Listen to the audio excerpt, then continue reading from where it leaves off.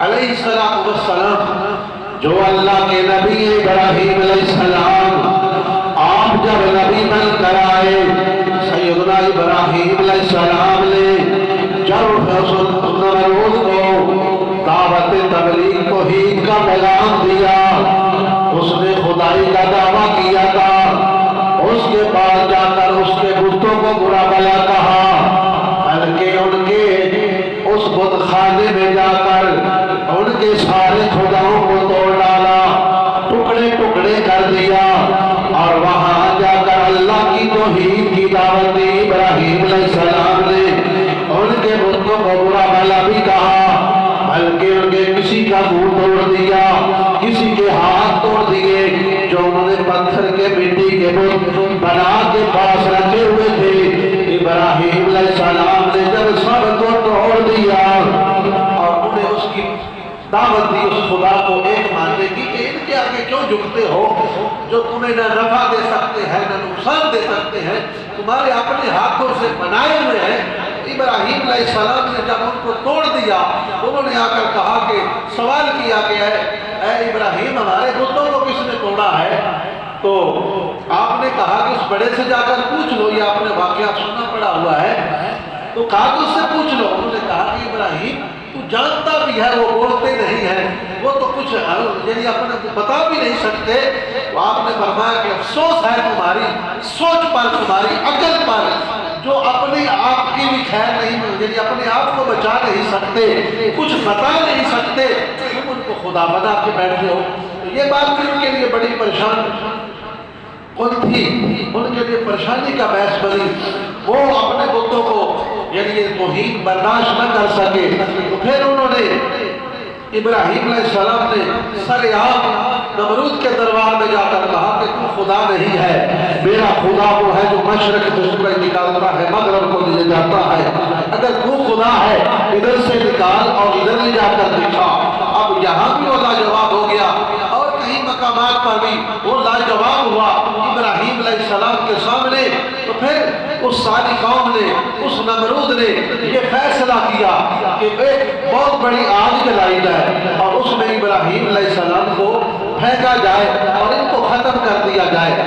جب انہوں نے کئی دن لکڑیاں اکٹھی کی اور لکڑیاں بہت زیادہ اکٹھی ہو گئی، ان کو آگ لگائی گئی اور کئی دن پھر وہ آگ جلتی رہی، اور آگ ایسی کہ آسمان سے باتیں کر رہی ہے۔ کتابوں میں ملتا ہے آسمان سے اوپر سے جو آگ سے پرندہ گزرتا ہے وہ آگے نہیں جا پاتا، نیچے جل کر اس آگ کی گرمی سے نیچے گر جاتا ہے۔ اتنی وہ سخت ترین آگ، اتنی سخت آگ کہیں دن تک وہ جلتی رہی۔ اب جب انہوں نے یہ ارادہ کر لیا کہ ابراہیم علیہ السلام کو پکڑ کر اس آگ میں پھینکنا ہے، آگ میں جلانا ہے، ابراہیم کو ختم کرنا ہے، اب تیاریاں، وہ وقت قریب آ گیا، تیاریاں مکمل ہو گئی کہ ہم نے اللہ کے خلیل ابراہیم علیہ السلام کو آج ختم کرنا ہے۔ اس نے ہمارے بتوں کی توہین کی، ہمارے خداؤں کی توہین کی ہے، لہذا اس کو آج جلایا جائے گا۔ ابراہیم علیہ السلام کا وہ وقت قریب آ گیا۔ ادھر سے جبرائیل امین بھی آ گئے اور بارش برسانے والا فرشتہ میکائیل بھی آ گیا۔ اگر حکم دے ہے خلیل اللہ، ہم بارش برسا کر اس آگ کو ٹھنڈا کر دیں گے، اس آگ کو بجھا دیں گے، ختم کر دیں گے۔ جو آپ نے فرمایا مجھے تیری مدد کی ضرورت نہیں ہے، اس کے بعد جبرائیل امین آ گئے، فرمایا ابراہیم علیہ السلام ہے اللہ کے خلیل، کوئی میری مدد کی ضرورت ہو؟ فرمایا تجھ سے کوئی مجھے مدد کی ضرورت نہیں ہے۔ فرمایا کوئی اپنے رب سے سوال کرنا ہو تو سوال کرو، رب تمہارا سوال سنے گا۔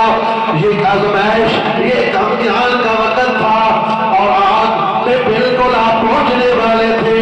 آپ نے فرمایا میرے سوال کرنے سے پہلے میرا رب میرے حال کو جانتا ہے، میرا سوال کرنے تو پہلے میں دعا کرا یا اللہ کی تو بچا، یا اس کو ٹھنڈا کر دے یا اس کو ختم کر دے۔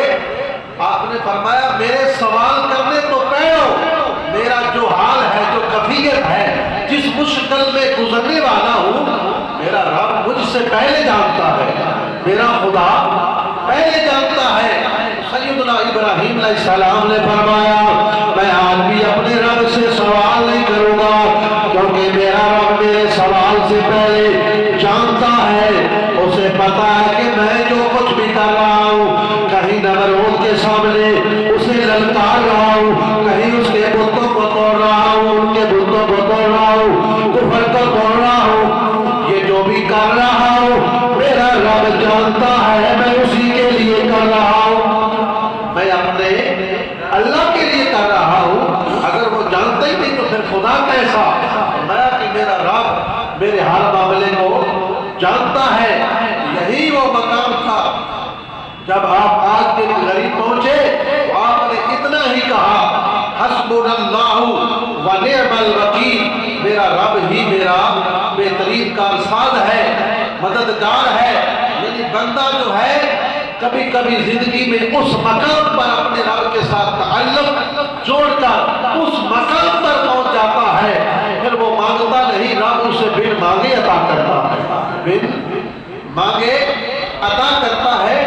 تو سیدنا ابراہیم علیہ السلام نے یہاں جو ہے اپنا فیصلہ اپنے رب پر چھوڑا، اگر وہ میرے جلنے سے راضی ہے تو میں جلنے کے لیے تیار ہوں، جس طرح وہ راضی ہے میں اسی طرح راضی ہوں۔ تو یہ ایک مقام تھا جہاں آپ نے مانگا نہیں ہے تو کچھ بندے اس مقام پر پھر پہنچ جاتے ہیں رب کے اتنے قریب، پھر رب انہیں بن مانگے عطا